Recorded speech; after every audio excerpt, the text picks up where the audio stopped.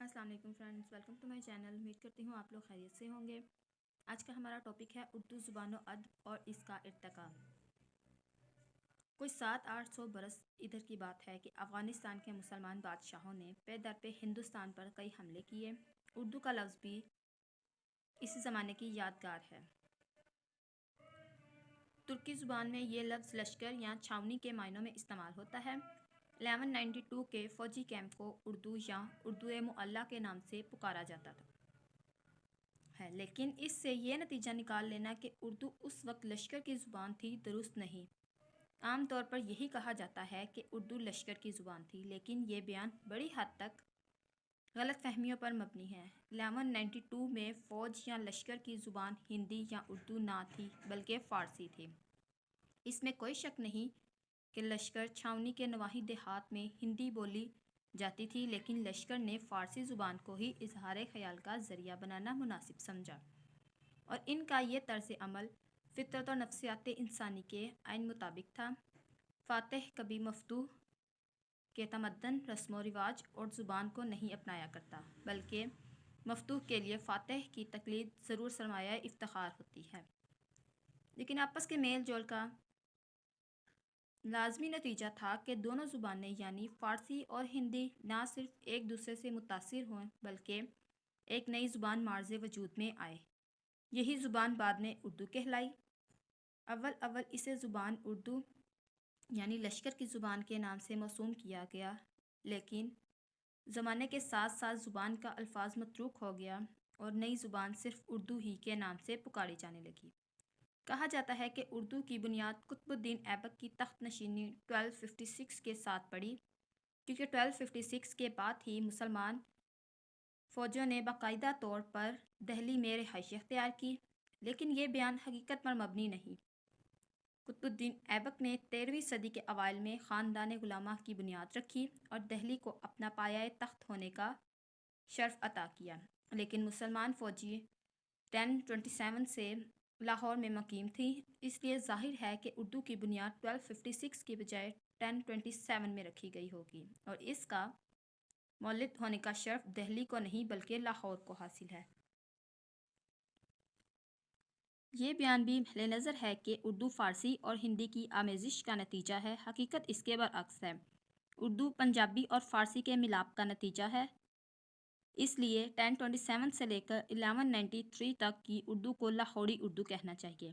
جب 1193 میں لاہور کی غزنوی سلطنت کا آخری چراغ بجھ گیا تو اردو بھی غوری فوجوں کی معیت پہ دہلی روانہ ہو گئی، اور زمانے کی بے وفائی اور بے مہروی ملاحظہ فرمائیے کہ اس نے لاہوری اردو کی بجائے دہلوی اور پھر لکھنوی اردو کہلانا شروع کر دیا، حتیٰ کہ آج کسی کو لاہور کا نام یاد نہیں اور لاہور والے اپنے آپ کو اجمی سمجھے بیٹھے ہیں۔ جہاں ایک اور غلط فہمی کا ازالہ ضروری ہوتا ہے، بعض اوقات یہ دعویٰ کیا جاتا ہے کہ اردو دکن میں پیدا ہوئی، حالانکہ حقیقت یہ ہے کہ دکن میں اردو لاہور اور دہلی کی کئی سو سال بعد پہنچی۔ اس میں کوئی شک نہیں کہ اردو کی ابتدائی نشو و نما میں دکن کا بہت بڑا حصہ ہے، لیکن محض اس بنا پر ہم دہلی اور لاہور کے حقوق کا نظر انداز نہیں کر سکتے۔ دکن میں غالباً پہلی مرتبہ اردو علاء الدین خلجی کی فوجوں کے ساتھ پہنچی ہوگی، لیکن اسے ایک باقاعدہ زبان کا شرف اس وقت حاصل ہوا جب محمد تغلق نے 1319 میں اپنی حکومت کی بنیاد رکھی۔ دکن کو یہ شرف ضرور حاصل ہے کہ اردو کو پہلی مرتبہ درباری زبان دکن میں ہی قرار دیا گیا۔ 1347 میں جب ظفر علی خان نے بہمنی سلطنت کی بنیاد رکھی تو اس نے اردو کو درباری زبان قرار دیا۔ اس کے بعد اس فعل کا محرک محض اس کا جذبہ حب الوطنی تھا، لیکن اردو اس وقت تک دکن کی اپنی زبان بن چکی تھی، اور چونکہ سلاطین دہلی کی درباری زبان فارسی تھی، اس لیے ظفر خان نے فارسی کی بجائے اردو کو یہ عزت بخشی کہ اردو پنجابی یا ہندی کی بجائے گجراتی یا مرہٹی سے زیادہ متاثر تھی، لیکن 1357 تک دکنی اردو اور دہلوی اردو میں کچھ زیادہ فرق نہ تھا۔ اب سوال یہ پیدا ہوتا ہے کہ اردو کو باقاعدہ طور پر اردو کا نام کب دیا گیا؟ اس سوال کا جواب آسانی سے نہیں دیا جا سکتا۔ کافی عرصے تک یہ زبان ہندی ہی کہلاتی رہی۔ اس زبان کی تاریخ شاہد ہے کہ اردو زبان اردو کا لفظ بطور پہلی بار اردو کا لفظ بطور زبان اردو مصحفی 1750 سے 1824 نے اپنی نظموں میں استعمال کیا، لیکن معلوم ہوتا ہے کہ 19ویں صدی کے ابتدا تک یہ زبان ہندی کے نام سے ہی موسوم رہی، کیونکہ 1790 میں حضرت شاہ عبد القادر رحمۃ اللہ نے اپنے اردو ترجمے قرآن کے دیباچے میں نہیں لکھا کہ میں قرآن کا ترجمہ اردو یا ریختہ میں کر رہا ہوں، بلکہ اردو یا ریختہ کی بجائے ہندی کا لفظ استعمال کیا ہے۔ بہرحال 19ویں صدی کے اوائل میں اردو کے لفظ کو قبول عام حاصل ہو گیا۔ اردو ادب کی ابتدا۔ ہمیں اس حقیقت کا اعتراف کرنا پڑے گا کہ اردو زبان اپنے ابتدائی ادب کے لیے دکن کی مرہون منت ہے۔ اس میں قطعاً کوئی مبالغہ نہیں کہ اردو ادب کی بنیاد دکن کے قدیم صوفی شعراء اور مذہبی مبلغین نے رکھی۔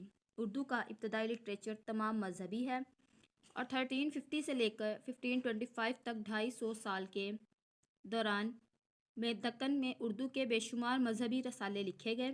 دکنی اردو کی قدیم ترین مثال خواجہ بندہ نواز کا 19 صفحے کا ایک مختصر 1.5 سالہ معراج العاشقین ہے۔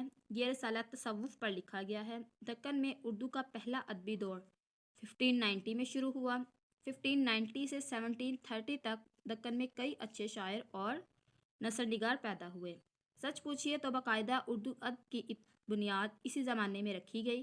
اس دور کی سب سے اہم مشہور شخصیت ولی اورنگ آبادی 1660 سے 1741 ٹھیک ہے ان کا دور تھا ہیں۔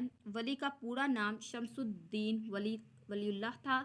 انہیں بابائے ریختہ اور اردو شاعری کا بابا آدم کہا جاتا ہے۔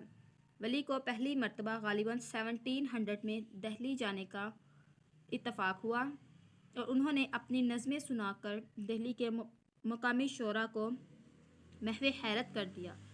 شعر تو وہ بھی کہتے تھے، لیکن انہیں یہ علم نہ تھا کہ فارسی کے علاوہ اردو میں بھی شعر کہے جا سکتے ہیں۔